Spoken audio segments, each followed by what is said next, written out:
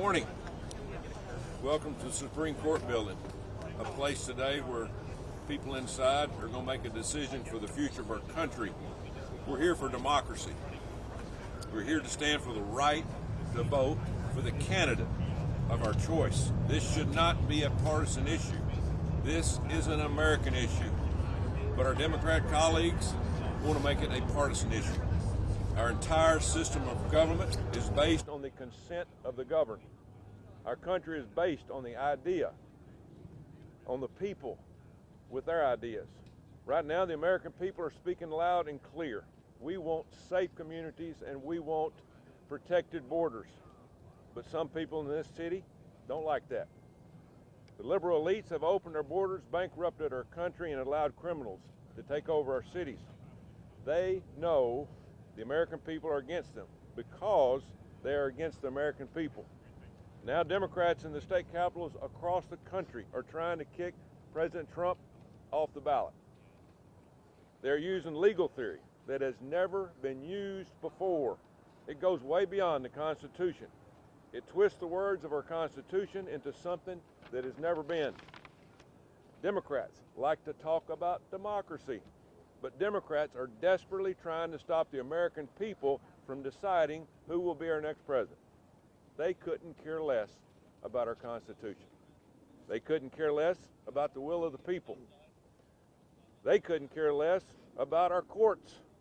But today it falls on our courts, this building behind us. This court must uphold the original public meaning of our Constitution. Stop today this attack on our democracy. Let the American people decide in November who their leaders will be. Well, Coach Tuberville, once again, you and I standing shoulder to shoulder fighting for constitutional rights. I can't tell you how grateful I am to stand with you, and whether it's fight for the sanctity of life or fight to protect our Second Amendment, I'm proud to stand with you. And that's why we're here today. We want to fight for the right of we the people to elect our next president, not a bunch of judges. And I just want to make it perfectly clear again why this is so important to people back home. They feel like this is yet another attack by Joe Biden on their constitutional rights. This White House has locked us out of our churches and out of our synagogues. They've tried to take away our Second Amendment. They've censored our speech, and now the White House wants to knock out the leading candidate, the likely next president of the United States, from the ballots back home.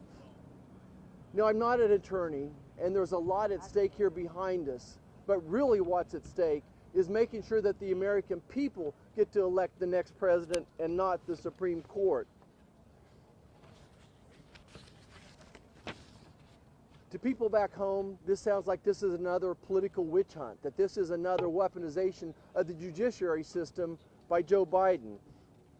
But what's at risk for the future is if they would call this an insurrection, then why wouldn't we call 10 million people crossing the border illegally an insurrection? Why wouldn't we call the situation where you take away your freedoms of speech, your freedoms of religion, your freedoms to bear arms, why wouldn't we call that an insurrection as well? Look, the people need to make this decision. We the people need to make the decision on who's going to be our next president. And what we know is going to happen here is this is going to embolden the American people even more, that they're going to get out and vote. You know what doesn't kill you makes you stronger. This is going to make President Trump even stronger. This is going to motivate people to get out and vote for him. His poll numbers are going to go up tomorrow. Thank you so much. Thank y'all. God bless America. Amen.